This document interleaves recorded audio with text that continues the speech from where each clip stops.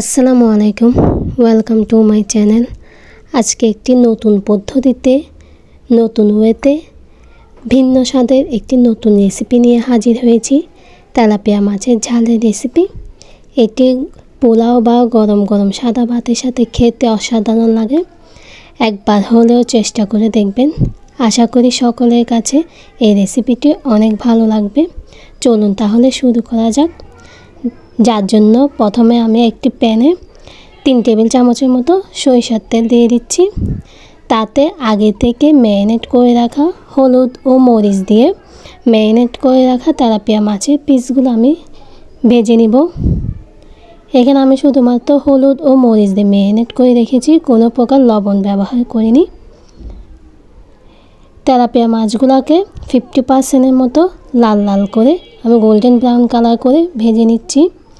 এক পাশ ভালো করে ভাজা হয়ে গেলে অপর পাশও আমি এভাবে লাল লাল করে ভেজে নেব। আমার আজকের এই নতুন রেসিপিটি যদি আপনাদের ভালো লেগে থাকে তাহলে প্লিজ আমার চ্যানেলটা সাবস্ক্রাইব করে দিবেন ও পাশে থাকা বেল আইকনে ক্লিক করে দিবেন।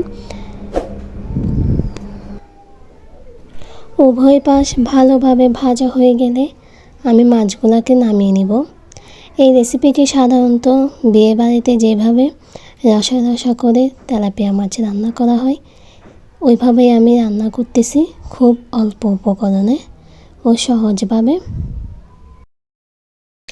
সেম তেলের মধ্যে আমি এখন অ্যাড করে দিব 1/2 কাপ পেঁয়াজ কুচি ও দিয়ে দিচ্ছি কয়েকটা কাঁচামরিচকে মাঝখান থেকে ফালি করে দিয়ে এগুলোকে আমি ভালোভাবে কষিয়ে নিব। আজকে তেলাপিয়া মাছের রান্নাটা আমি সম্পূর্ণ সরিষার তেলের মধ্যে করব, তাহলে কি হবে বিয়েবাড়ির স্বাদটা পারফেক্টভাবে আসবে। একটু নরম নরম করে কষিয়ে নিব। বেশি কষিয়ে পেঁয়াজগুলোকে আবার বেরেস্তা করে ফেলা যাবে না। যখন এমন একটু গোল্ডেন কালার হয়ে আসবে ও পেঁয়াজগুলো হালকা নরম হয়ে আসবে, তার মধ্যে আমি অ্যাড করে দেব 1 কাপের মতো টমেটো কুচি। টমেটোগুলোকে আমি কিউব কিউব করে একদম ছোট ছোট টুকরো করে কেটে নিয়েছি, যাতে টমেটোগুলো পেঁয়াজ ও মরিচের সাথে ভালো করে মিশে যায়।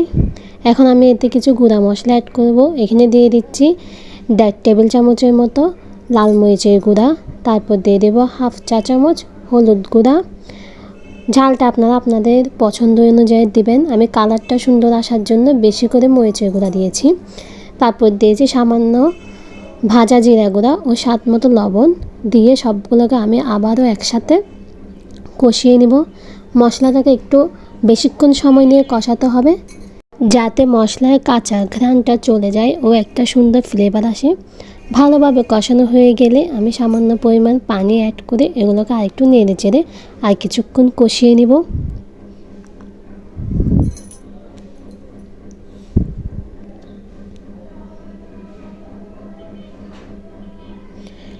যখন ভালোভাবে সব মশলা কষানো হয়ে যাবে ও বলক ওঠা শুরু হয়ে যাবে, তার মধ্যে আমি আগের থেকে ভেজে রাখা তেলাপিয়া মাছগুলো দিয়ে দিচ্ছি।